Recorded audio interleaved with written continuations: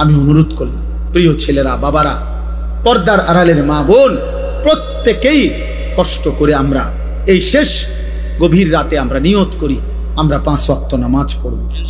বলো না ভাই, বলো ভাই ইনশাআল্লাহ।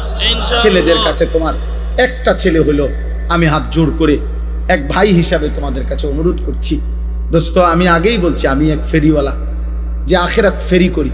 অতএব আমার একটা অনুরোধ, কোনো একটা ছেলে হলেও মাইনো, তুমি চোখের হেফাজত করো। বলো ইনশাআল্লাহ। তুমি নারী দেখো না বাপ, অশ্লীল ছবি দেখো না, কষ্ট পাইবা বাবা।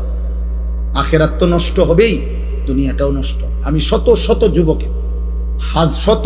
যুবক আমি জানি, আমি ব্যক্তিগতভাবে কিশোর নওজোয়ান ছেলেদেরকে নিয়ে কাজ করি।